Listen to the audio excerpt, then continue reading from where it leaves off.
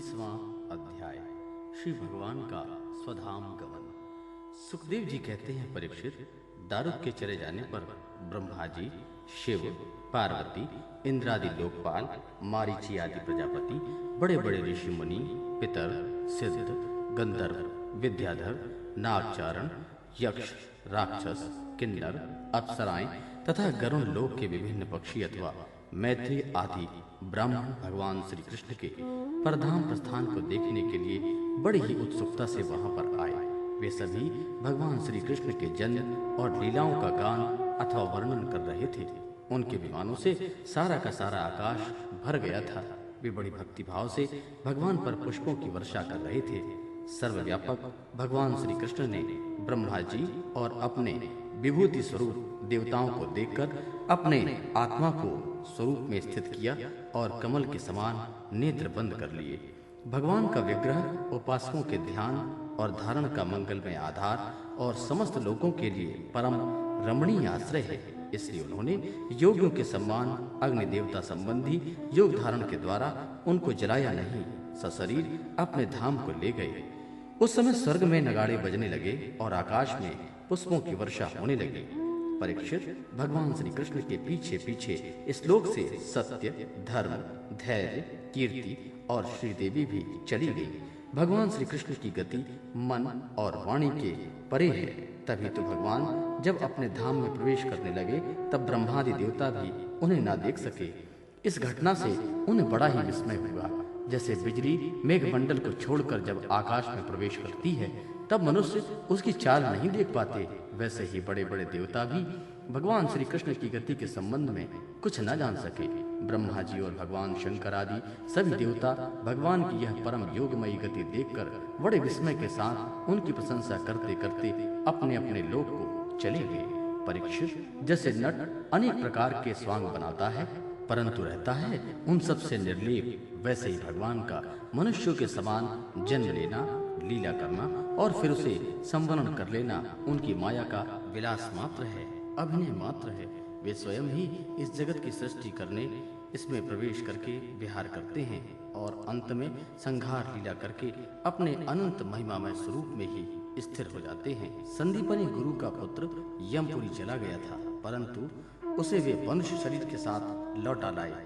तुम्हारा ही शरीर ब्रह्मास्त्र से जल चुका था, परंतु उन्होंने तुम्हें जीवित कर दिया। वास्तव में उनकी शरणागत वत्सलता ऐसी ही है। और तो क्या कहूँ, उन्होंने कालों के महाकाल भगवान शंकर को भी युद्ध में जीत लिया और अत्यंत अपराधी अपने शरीर पर ही प्रहार करने वाले व्याघ्र को भी संदेह स्वर्ग भेज दिया। प्रिय परीक्षित, ऐसी स्थिति में क्या वे अपने शरीर को सदा के लिए यहाँ नहीं रख सकते थे? अवश्य ही रख सकते थे। यद्यपि भगवान श्री कृष्ण संपूर्ण जगत की स्थिति, उत्पत्ति और संहार के निरपेक्ष कारण हैं और संपूर्ण शक्तियों के धारण करने वाले हैं, तथापि उन्होंने अपने शरीर को इस संसार में बचा रखने की इच्छा नहीं की। इससे उन्होंने यह दिखाया कि इस मनुष्य शरीर से मुझे क्या प्रयोजन। आत्मनिष्ठ पुरुषों के लिए यही आदर्श है कि वे शरीर रखने की चेष्टा न करें। जो पुरुष प्रातः काल उठकर भगवान श्री कृष्ण के परम धाम गमन की इस कथा का एकाग्रता के साथ, भक्ति के साथ संकीर्तन करेगा, उसे भगवान का वही सर्वश्रेष्ठ परम पद प्राप्त हो जाएगा। इधर दारुक भगवान श्री कृष्ण के विरह से व्याकुल होकर द्वारका आया और वासुदेव तथा उग्रसेन के चरणों पर गिरकर उन्होंने आंसुओं से भिगोने लगा। परीक्षित, उसने अपने को संभालकर यदुवंशियों के विनाश का सारा वृत्तांत कह सुनाया। उसे सुनकर के लोग बहुत ही दुखी हुए और मारे शोक के मूर्छित होकर भूमि पर गिर पड़े। भगवान श्री कृष्ण के वियोग से विह्वल होकर के वे लोग सिर पीटते हुए वहां तुरंत पहुंचे जहां उनके भाई बंधुगण निष्प्राण होकर के पड़े हुए थे। देवकी, रोहिणी, वसुदेव अपने प्यारे पुत्र श्री कृष्ण और बलराम को न देखकर शोक की पीड़ा से बेहोश हो गए। उन्होंने भगवत विरह से व्याकुल होकर के वहीं अपने प्राण छोड़ दिए। स्त्रियों ने अपने अपने पतियों के शव पहचान कर उन्हें हृदय से लगा लिए और उनके साथ चिता पर बैठकर भस्म हो गईं। बलराम जी की पत्नियां उनके शरीर को, वासुदेव जी की पत्नियां उनके शव को, भगवान की पुत्र वधुएं अपने पतियों की लाशों को लेकर अग्नि में प्रवेश कर गईं। भगवान श्री कृष्ण की रुक्मणी आदि पटरानियां उनके ध्यान में मग्न होकर अग्नि में प्रवेश कर गईं। परीक्षित, अर्जुन अपने प्रियतम और सखा भगवान श्री कृष्ण के विरह से पहले तो अत्यंत व्याकुल हो गए, फिर उन्होंने उन्हीं के गीतों का, सदुपदेशों का स्मरण करके अपने मन को संभाला।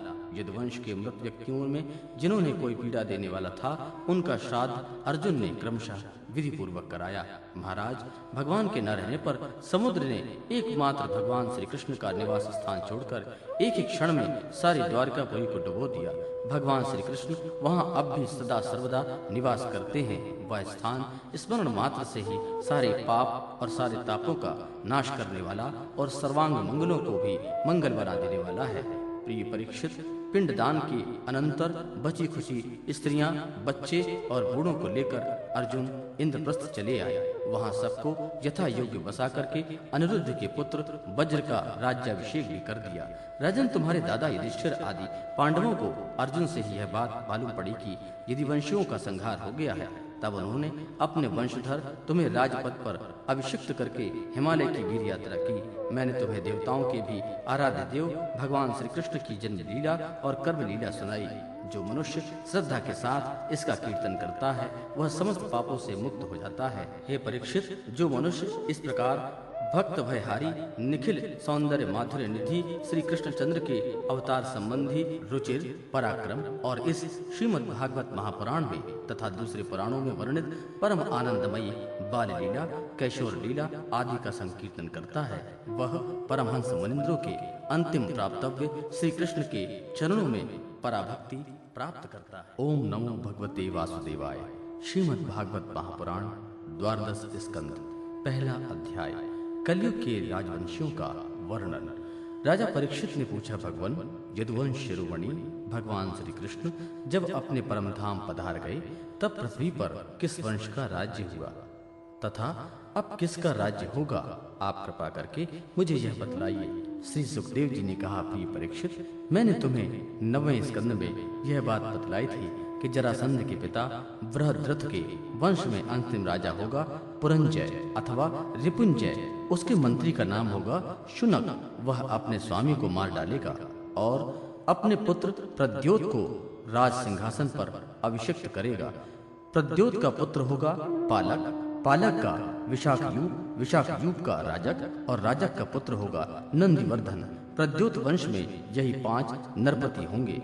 इनकी संज्ञा होगी प्रद्योतन। ये 148 वर्ष तक पृथ्वी पर उपभोग करेंगे। इसके पश्चात शिशुनाग नाम का राजा होगा। शिशुनाग का काकवर्ण उसका क्षेमधर्मा और क्षेमधर्मा का पुत्र होगा क्षेमज्ञ। क्षेमज्ञ का विदिशार उसका अजातशत्रु, फिर दर्भक और दर्भक का पुत्र अजय होगा। अजय से नंदिवर्धन और उससे महानंदी का जन्म होगा। शिशुनाग वंश में ये 10 राजा होंगे। ये सब मिलाकर कलयुग में 360 वर्ष तक पृथ्वी पर राज्य करेंगे। प्रिय परीक्षित, महानंदी के शूद्र पत्नी के गर्भ से नंद नाम का पुत्र होगा। वह बड़ा बलवान होगा। महानंदी महापद्म नामक निधि का अधिपति होगा, इसलिए लोग उसे महापद्म भी कहेंगे। वह क्षत्रिय राजाओं के विनाश का कारण बनेगा। तभी से राजा लोग प्रायः शूद्र और अधार्मिक हो जाएंगे। महापद्म पृथ्वी का एक छत्र शासक होगा। उसके शासन का उल्लंघन कोई भी नहीं कर सकेगा। क्षत्रियों के विनाश में हेतु होने की दृष्टि से तो उसे दूसरा परशुराम ही समझा जाना चाहिए। उसके सुमाल्य आदि 8 पुत्र होंगे। वे सभी राजा होंगे और 100 वर्ष तक इस पृथ्वी का उपभोग करेंगे। कौटिल्य, वात्सायन तथा चाणक्य के नाम से प्रसिद्ध एक ब्राह्मण विश्वविख्यात नंद और उसके सुमाल्य आदि 8 पुत्रों का नाश कर डालेगा। उनका नाश हो जाने पर कलयुग में मौर्यवंशी नरपति पृथ्वी का राज्य करेंगे।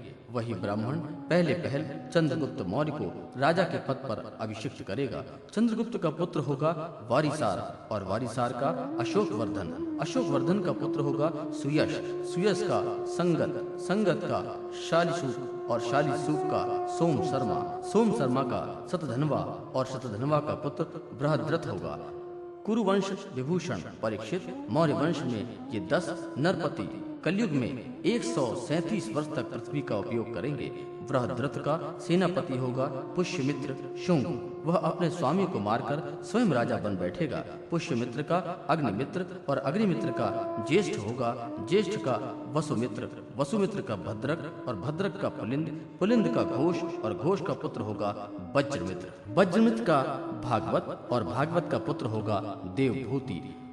शुंग वंश के ये 10 नरपति 112 वर्ष तक पृथ्वी का पालन करेंगे।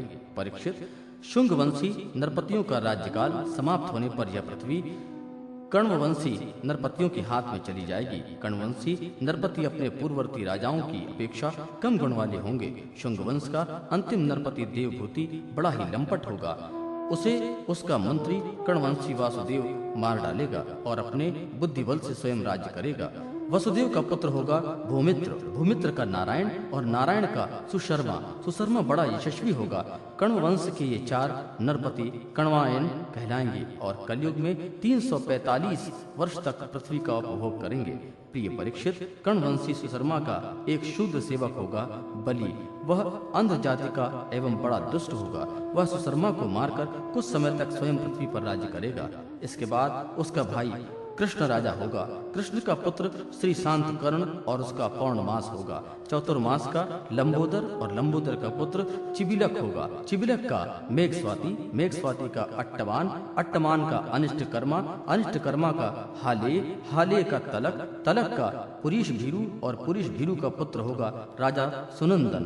परीक्षित, सुनंदन का पुत्र होगा चकोर। चकोर के 8 पुत्र होंगे जो सभी बहु कहलाएंगे।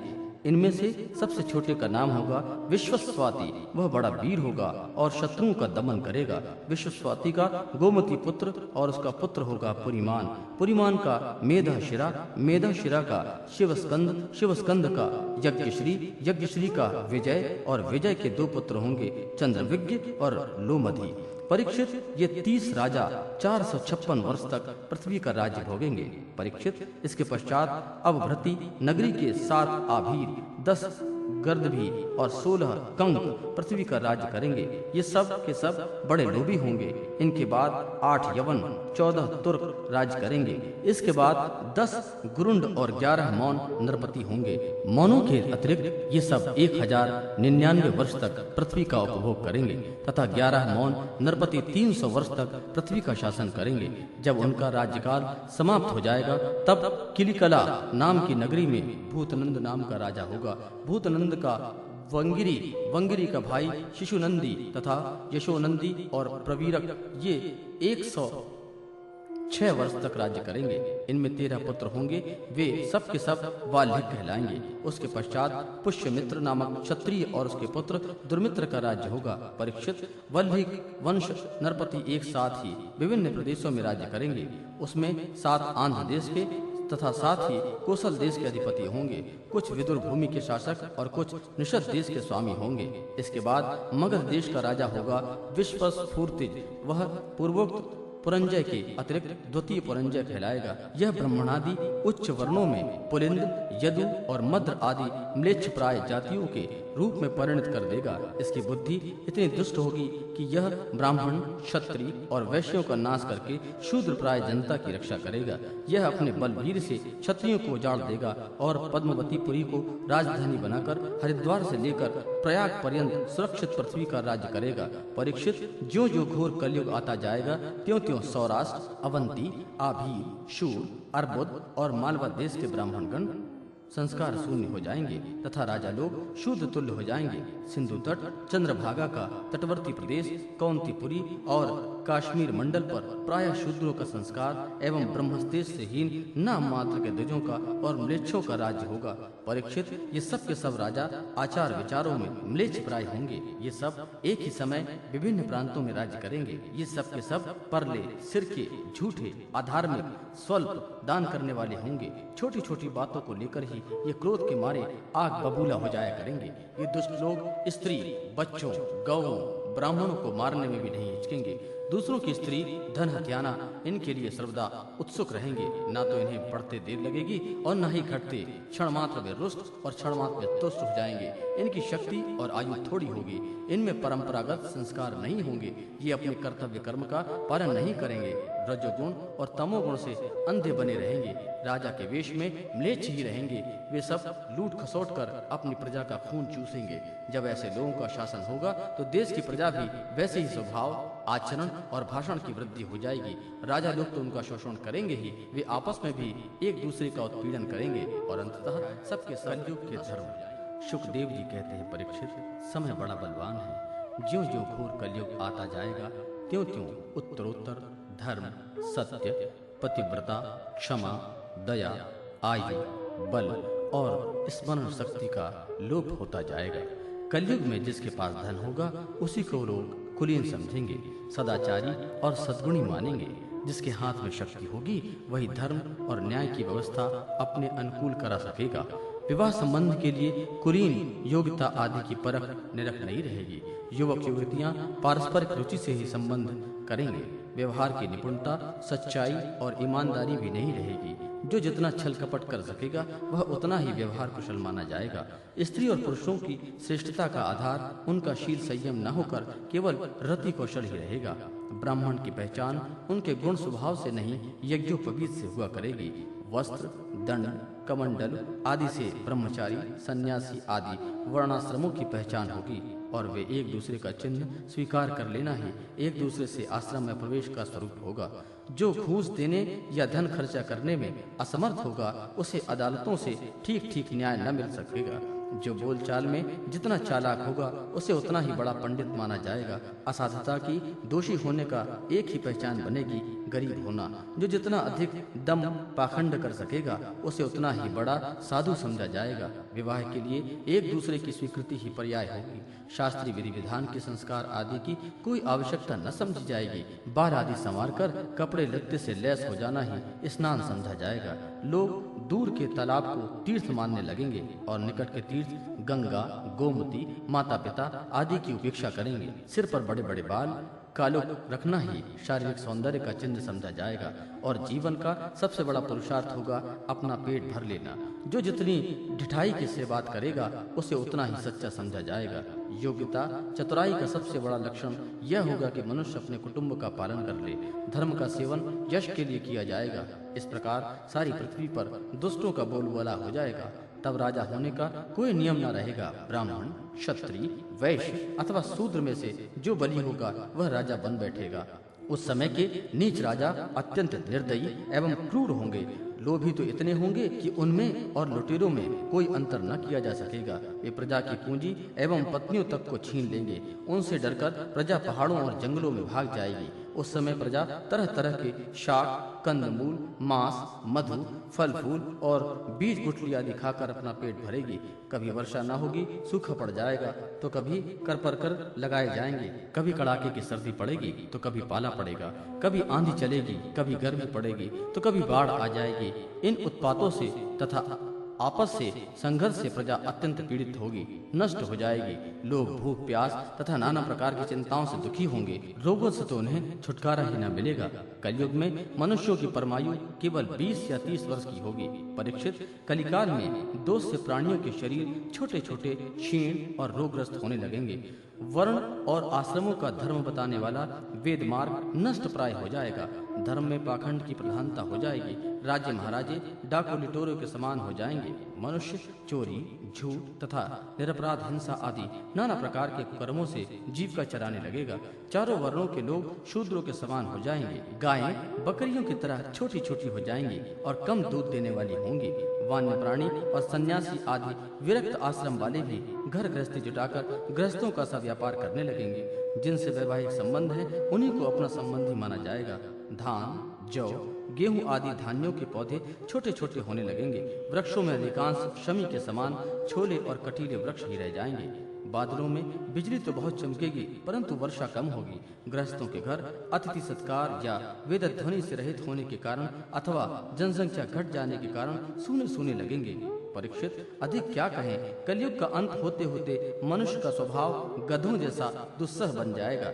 लोग प्रायः गृहस्थी का भार ढोने वाले और विषयी हो जाएंगे। ऐसी स्थिति में धर्म की रक्षा करने के लिए सत्वगुण स्वीकार करके स्वयं भगवान अवतार ग्रहण करेंगे।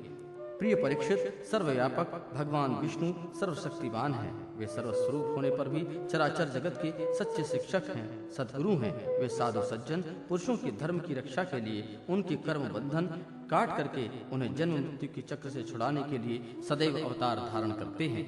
उन दिनों शम्मल ग्रामों में विष्णु यश नाम के एक श्रेष्ठ ब्राह्मण होंगे। उनका हृदय बड़ा उदार एवं भगवत भक्ति से पूर्ण होगा। उनके घर में कल की भगवान का अवतार होगा। श्री भगवान अष्ट सिद्धियों के और समस्त सद्गुणों के एकमात्र आश्रय हैं। समस्त चराचर जगत के वे ही रक्षक और स्वामी हैं। वे देवदत्त नामक शीघ्रगामी घोड़े पर सवार होकर दुष्टों को तलवार के घाट उतार कर ठीक करेंगे। उनके रोम रोम से अतुलनीय तेज की किरणें छिटकती होंगी। वे अपने शीघ्रगामी घोड़े से पृथ्वी पर सर्वत्र विचरण करेंगे और राजा के वेश में छिपकर रहने वाले कोटि कोटि डाकुओं का संहार करेंगे। प्रिय परीक्षित, जब सब डाकुओं का संहार हो चुकेगा तब नगर की और देश की सारी प्रजा का हृदय पवित्रता से भर जाएगा, क्योंकि भगवान कल्कि के शरीर में लगे हुए अंगराग का स्पर्श पाकर अत्यंत पवित्र हुई वायु उनका स्पर्श करेगी और इस प्रकार वे भगवान के श्री विग्रह के दिव्य गंध प्राप्त कर सकेंगे। उनके पवित्र हृदय में सप्तमूर्ति भगवान वासुदेव विराजमान होंगे और फिर उनकी संतान पहले की भांति हृष्ट पुष्ट और बलवान होने लगेगी। प्रजा के नयन मनोहारी हरि के धर्म के रक्षक और स्वामी हैं। वे ही भगवान जब कल्कि के रूप में अवतार ग्रहण करेंगे उस समय सतयुग का आरंभ हो जाएगा और प्रजा की संतान परंपरा स्वयं ही सत्वगुण से युक्त हो जाएगी। जिस समय चंद्रमा, सूर्य और बृहस्पति एक ही समय एक ही साथ पुष्य नक्षत्र में प्रथम पल में प्रवेश करते हैं, एक राशि पर आते हैं, उस समय सत्वयुग का प्रारंभ होता है। परीक्षित, चंद्रवंश और सूर्यवंश में जितने राजा हो गए हैं या होंगे उन सब का मैंने संक्षिप्त में वर्णन कर दिया। तुम्हारे जन्म से लेकर राजा नंद के अभिषेकोत्सव तक 1115 वर्ष का समय लगेगा। जिस समय आकाश में सप्तऋषियों का उदय होगा उस समय पहले उनमें से 2 ही तारे दिखाई पड़ते हैं। उनके बीच दक्षिणोत्तर रेखा पर संभाग में अश्विनी आदि नक्षत्रों में से एक नक्षत्र दिखाई पड़ा है। उस नक्षत्र के साथ सप्त ऋषि मनुष्यों की गणना से 100 वर्ष तक रहते हैं। वे तुम्हारे जन्म के समय और इस समय में भी मघा नक्षत्र पर स्थित है। स्वयं सर्वव्यापक सर्वशक्तिमान भगवान ही शुद्ध सत्वमय विग्रह के साथ श्री कृष्ण के रूप में प्रकट हुए थे।